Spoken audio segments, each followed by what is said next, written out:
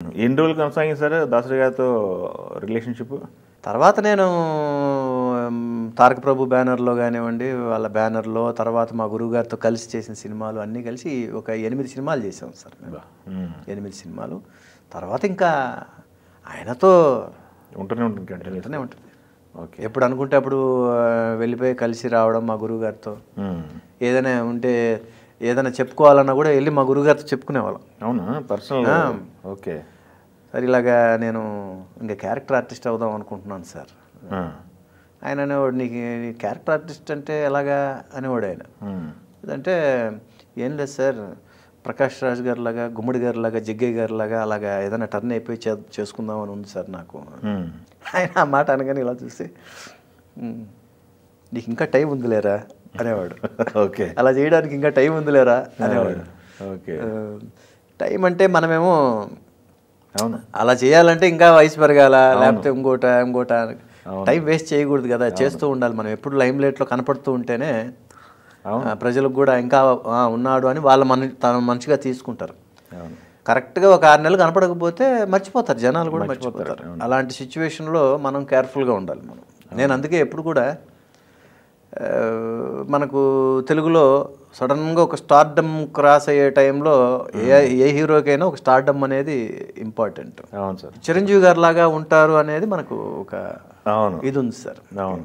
సరే, ఆ point base చేసుకొని మనము వెయిట్ చేస్తూ లేకుంటే ఇంకోలాగా తెర మరుగు అవ్వకూడదు సార్. ఇప్పుడు ఇదే కష్టం మనం ఇంకొక చాట ఇది చేస్తాం.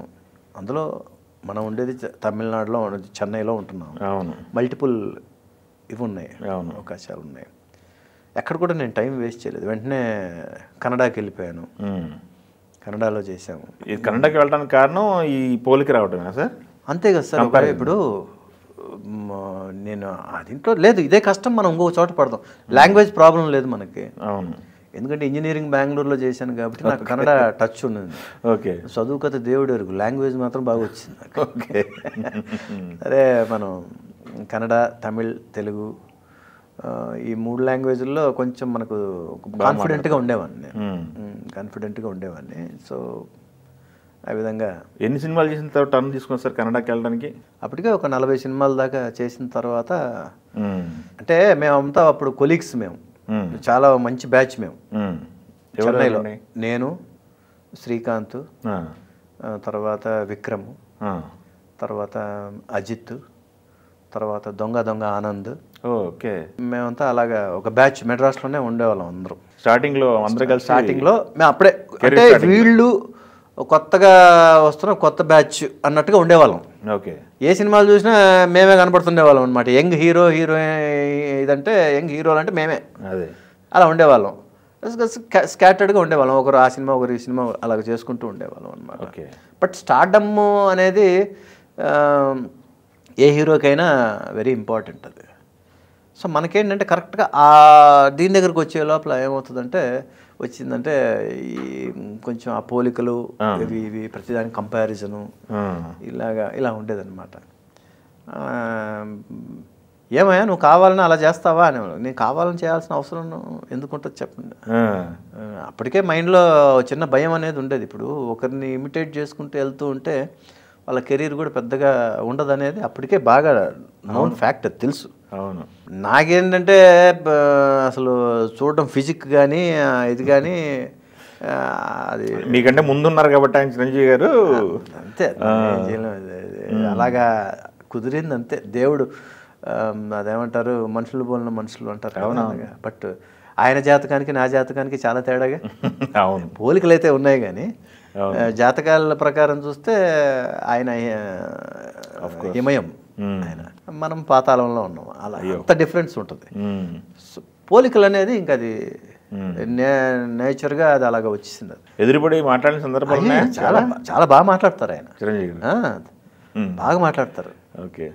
మేమంతా అప్పుడు మాకు ఆర్టిస్టులు ప్రెసిడెంట్గా ఉండేవారు ఆయన, చిరంజీవి గారు. మీటింగ్స్ అన్నీ దానికి వెళ్ళేవాళ్ళం, అటెండ్ అయ్యేవాళ్ళం. అప్పటికి ఇంకా చిరంజీవి గారు ఇక్కడికి షిఫ్ట్ అవ్వాల. వచ్చినప్పుడు మన బాపిరెడ్డి గారి గెస్ట్ హౌస్లోనే ఉండేవారు చిరంజీవి గారు. సో మా అసోసియేషన్ మీటింగ్స్ కూడా అన్నీ అక్కడే జరిగేటివి అనమాట. ఓకే. మన ఇప్పుడు అపోలో సైడ్కి వెళ్తాం కదా సార్, ఆ మోటు మీద బాపిరెడ్డి గారి గెస్ట్ హౌస్ ఉండే, అవును, చిరంజీవి గారు అందులోనే ఉంటారు. వస్తే ఓకే, ఇక్కడ వస్తున్నప్పుడు అక్కడే ఉంటారనమాట. సో మీటింగ్స్ ఏదైనా ఇది ఉన్నా కూడా ఆర్టిస్టులు అందరం మేము అక్కడే అటెండ్ అయ్యేవాళ్ళం. తమ్ముడు ఏంటి తమ్ముడు ఏం జరుగుతుంది, ఇప్పుడు ఏ షూట్ జరుగుతుంది అది అని అన్నీ బాగా మాట్లాడతారు ఆయన.